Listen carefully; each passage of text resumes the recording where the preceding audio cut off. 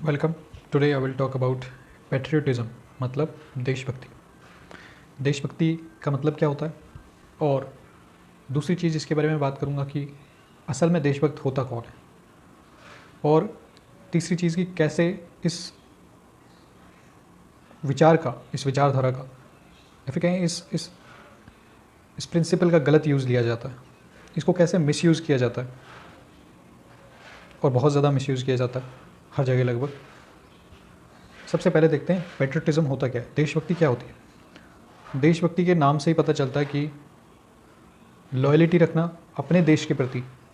देशभक्ति एक ही देश के प्रति दिखाई जाती है, मतलब जो इंसान जिस देश से बिलोंग करता है, जिसमें जन्म हुआ होता है या फिर जिसमें रहा होता है वो काफ़ी सालों से, काफ़ी दशकों से, उस देश के प्रति लॉयल्टी का भाव रखना, उसकी हिस्ट्री से, उसकी कल्चर से, इन सब से अपनेपन का भाव रखना, ये होती है देशभक्ति। ठीक है। और एक चीज़ कि सिर्फ बोलने से कोई इंसान देशभक्त नहीं होता, इसके बारे में हम आगे और बात करेंगे। दूसरा पॉइंट मैंने लिखा था, देशभक्ति को इसको चेक कैसे किया जाए कि कोई इंसान देशभक्त है या नहीं है। इसको चेक ऐसे किया जाए कि मैं अगर अपने देश से प्यार करता हूँ तो मैं क्या चाहूँगा कि उस देश में शांति बनी रहे। ठीक है। सिर्फ देखो, बहुत इंपॉर्टेंट चीज़ है कि सिर्फ बोलने से कि मैं देशभक्त हूँ कोई देशभक्त नहीं हो जाता। इसके लिए कुछ एक्शंस लेने होते हैं, कुछ काम ऐसे करने होते हैं जिनसे पता चले कि हाँ, दिख रहा होता है कि हाँ, तुमसे तुम्हारे देश को फ़ायदा हो रहा है, तब तो तुम देशभक्त हो। पहला कैसे, एग्जाम्पल लेते हैं। मैं कुछ काम कर रहा हूँ, कोई बिज़नेस है या फिर कोई भी ऑक्यूपेशन है, और मैं टैक्स इवेजन नहीं कर रहा, टैक्स भर रहा हूँ, जितना मेरा टैक्स बनता है उतना टैक्स दे रहा हूँ मैं गवर्नमेंट को। ठीक है, ये देशभक्ति हो गई। मैं करप्शन नहीं कर रहा, मैं ऑनेस्टी के साथ अपना काम कर रहा हूँ। करप्शन करेंगे, टैक्स बचेगा उस चीज़ का, और फिर वो तो फिर देशद्रोह की तरह हो गया ना, कि तुम अपने ही देश को धोखा दे रहे हो, क्योंकि उसके डेवलपमेंट में तुम्हारा पैसा लगना। अगर तुम टैक्स नहीं दे रहे तो डेवलपमेंट कैसे होगा। कुछ तो हर इंसान का पोर्शन होता ही है, और हर कोई ऐसे सोचने लग गया तो फिर डेवलपमेंट ही नहीं होगा, फिर चीज़ें ख़राब हो जाएंगी सारी। ये दीमक की तरह अंदर से ही। और करप्शन सिर्फ पैसों तक लिमिट नहीं होता, वो फिर सिस्टम को बहुत ही स्लो बना देता है कि अब हर बार उसकी ज़रूरत पड़ेगी अगर कोई काम होना है तो ये एक चीज़ हो गई, ये एक तरीका हो गया देशभक्ति दिखाने का। अब इसके बेसिस पे चेक करो कि कितने लोग देशभक्त हैं। करप्शन तो बहुत कॉमन चीज़ है, और मैं कह रहा हूँ कि कुछ ऐसे जिन प्रोफेशन को नोबल प्रोफेशन भी बोला जाता है, वहाँ पे भी होता है करप्शन। मुझे पता है, क्योंकि हम सबको पता है खैर, पर मैंने देखा है ऐसा कि जो प्रोफेशन नोबल प्रोफेशन कहलाते हैं, जैसे डॉक्टर का या फिर टीचर का, इनमें भी करप्शन होता है।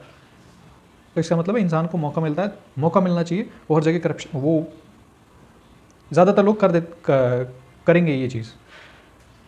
ठीक है, क्योंकि हमारी कुछ हिस्ट्री ऐसी है और हमारा माइंडसेट उस तरीके का बन चुका है, क्योंकि हम एक उस तरह के इतिहास से गुजरे हैं, हम उस फेज से गुजरे हैं। उसके बारे में कभी और बात करेंगे।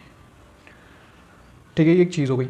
इसके अलावा मैं पब्लिक प्रॉपर्टी को डैमेज नहीं कर रहा, मैं उसे अपना समझ रहा हूँ, क्योंकि यदि मैं देशभक्त हूँ तो मैं चाहूँगा कि ये चीज़ सेफ़ रहे, चीज़ें साफ़ सुथरी रहे, सड़कें साफ़ सुथरी रहे, स्टेशन साफ़ सुथरे रहें। पर ऐसा होता है, लोग जहाँ चाहे जहाँ गंदगी फेंक देते हैं, और हम कई सोसाइटी में ऐसा होता है कि वो एक खाली जगह पड़ी होती है, सब उसमें ही कचरा डालने लग जाते हैं, जगह जगह थूक देते हैं, और खाने पीने के बाद सारा कचरा कहीं भी पटक देते हैं।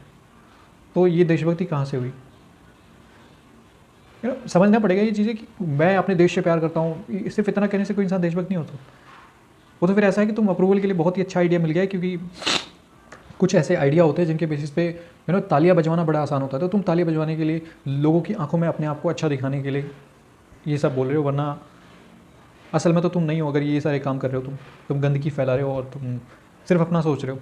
सिर्फ मैं जितनी जगह में रह रहा हूँ वो साफ़ रहना चाहिए, बाकी दूसरे की जगह गंदगी करनी है। बाहर कहीं भी जाएंगे तो वो बस ऐसा सोचते हैं कि किसी न किसी तरीके से इसको अच्छे से यूज़ ले लूँ मैं। जो एक टिपिकल इंडियन, सबकी बात नहीं कर रहा, पर हाँ, ज़्यादातर ऐसा ही करते हैं। ट्रेन में भी जिन सीट पे बैठे रहते हैं वहाँ तक पे गंदगी फैला देते हैं। एक ये चीज़ हो गई। ठीक है, उसके अलावा क्या हो सकता है। हाँ, उसके अलावा एक चीज़ हो सकती है, जैसे कि एक जो देशभक्त इंसान होगा ना, जिसे हम पेट्रियट बोलेंगे, वो हमेशा वॉर के पीछे नहीं पड़ा रहेगा। वो हमेशा किसी अगर वो पेट्रियट है तो, पर क्योंकि उनका बड़ा ही लिमिटेड बिलीफ होता, तो वो वॉर के लिए हमेशा वॉर को प्रमोट नहीं करेगा। वॉर लास्ट ऑप्शन होगा, लास्ट रिजॉर्ट की तरह, कि अब कोई ऑप्शन नहीं है तो ठीक है वॉर हो सकता है। क्योंकि वॉर में सिर्फ एनिमी कंट्री, अब ठीक है एनिमी कंट्री बोलना पड़ता है, क्योंकि अगर तुम देशभक्त हो तो तुम्हारे लिए कोई ना कोई एनिमी होना ही होगा। फ्रेंड और एनिमी वाला कॉन्सेप्ट आएगा ही आएगा। क्योंकि वॉर में सोल्जर जो मरते हैं वो नॉर्मल हमारे जैसे इंसान होते हैं। फैक्ट्री में तो प्रोड्यूस होते नहीं है वो, तो वो नहीं चाहेगा कि बेमतलब में बिना छोटी मोटी वजह चीज़ों की वजह से डेथ हो। ये एक चीज़ होती है पेट्रोइट इंसान जो कर सकता है। क्योंकि सामने वाली जो एनिमी कंट्री से जो सोल्जर फाइट कर रहे हैं वो भी उस पर्टिकुलर देश के लिए पेट्रोइट है, पर नहीं सोच पाएगा। एक इंसान इतना नहीं सोच पाएगा कि ठीक है वो उस कंट्री के लिए लड़ रहा है, मैं इस कंट्री के लिए लड़ रहा हूँ। मतलब क्या है, इशू को बैठ के सॉल्व किया जा सकता है, पर ठीक है जो है जो है। इसका गलत यूज़ कैसे लिया जाता है? इसका मिसयूज़ सबसे ज़्यादा पॉलिटिशियंस लेते हैं और सोसाइटी में रहने वाले लोग लेते हैं, जो मैं मानता हूँ कि जिन्हें अप्रूवल चाहिए होती है, जिन्हें रिकॉग्निशन चाहिए होती है, जो अप्रूवल के भूखे होते हैं, जो अटेंशन के भूखे होते हैं, वो इस चीज़ का सबसे ज़्यादा यूज़ लेते हैं। क्योंकि ये बड़ी सेफ़ चीज़ है। तुम अपने लोगों में तो अपने आप को स्टार बना सकते हो ये बोल के, और अपने कंट्री के लिए आवाज़ उठाकर, कि बाकी सब ने गलत किया है और हमें अपने देश की रक्षा करनी है, ये करना है वो करना है, और नहीं करते। अगर देखो ज़्यादातर, अब इस चीज़ के बारे में भी बात करी जा सकती है कि जो सोल्जर भेजे जाते हैं वो भी ज़्यादातर, यदि उन्हें कहीं अच्छी जगह जॉब मिल रही हो तो वो नहीं करेंगे वो चीज़, पर क्योंकि एम्प्लॉयमेंट की अपॉर्चुनिटी नहीं होती तो उन्हें फिर आर्मी में जाना पड़ता है। कुछ लोग होते हैं जिनका असल में सपना ही ये होता है, वो शुरू से ही उनका एक ही सपना होता है कि आर्मी में जाना है। वो भी उनकी अलग सोच है, मैं नहीं कह रहा गलत है, अपने नज़रिए से तो कौन ही गलत होता है, पर आर्मी में जाने वाला हर कोई इंसान पैट्रियट हो ये भी ज़रूरी नहीं है। और आर्मी में जाने वाला, मैं अलग चीज़ों के बारे में बात करने लग गया। अब एक और चीज़ कि आर्मी को हम बहुत ज़्यादा आइडलाइज़ करके रखते हैं। देखो आइडलाइज़ करने वाला कुछ भी नहीं होता। हाँ, वो देश की बाउंड्रीज़ को प्रोटेक्ट करने का काम करते हैं, और ठीक है, काफ़ी बढ़िया चीज़ है। और मेरे लिए उन चीज़ों के बारे में बोलना बड़ा आसान होगा, क्योंकि मैं उनकी जगह नहीं रख रहा अपने आप को। हाँ, तुम वहाँ पे हो और मरने के लिए तैयार हो सामने वाली कंट्री के सोल्जर से, पर हमें दिमाग है, ठीक है, हम सिर्फ यहाँ तक नहीं सोच रहे, हम इसके बियॉन्ड सोच रहे हैं कि लड़ क्यों रहे हैं, ये लड़ क्यों रहे हैं और ये चाहते क्या हैं। तो फिर इसका जो सॉल्यूशन निकलेगा वो सुनने में अच्छा नहीं लगेगा, पर हाँ वो सॉल्यूशन है। तो सॉल्यूशन के बारे में मैं बात नहीं करूँगा, क्योंकि पॉलिटिकली इनकरेक्ट हो जाएगा वो। तो पॉलिटिशियंस इस आइडिया का यूज़ लेते हैं लोगों को मैनिपुलेट करने के लिए, है ना। वो जिन चीज़ों पे ध्यान देना चाहिए लोगों को, उन चीज़ों पे ध्यान नहीं देते, और क्योंकि उन्हें मनाना बड़ा आसान है कि हम तुम्हारी रक्षा कर रहे हैं इसलिए हमें ये काम करना है, अब बताओ तुम हमारे साथ हो नहीं हो। हम तुम्हारे साथ हैं, लोग कहेंगे बिल्कुल हम हमारे साथ हैं। तो ये चीज़ है। और फिर एक चीज़ ये भी है, क्योंकि मैं इंडिया स्पेसिफिक बात कर रहा हूँ, तो हमारे देश में हेल्थ और एजुकेशन ये चीज़ें बड़ी अभी आज के टाइम भी बहुत ज़्यादा कमज़ोर है ये चीज़ें, हेल्थ और एजुकेशन। पता नहीं क्यों मुझे कभी कभी ऐसा लगता है कि ये, और ऐसा हो भी सकता है कि ये जो पावरफुल लोग होते हैं उनकी चाल होती है ये, क्योंकि वो यदि कोई देखो पावरफुल है तो उसमें दिमाग तो, वो चतुराई तो बहुत तगड़ी वाली लगा रहा है। इतनी तो बहुत सिंपल चीज़ है, अब इसके बारे में कितना सोफिस्टिकेटेड तरीके से बात करनी है वो हटाओ एक तरफ, पर वो चतुराई तो बहुत ज़्यादा लगा रहा है।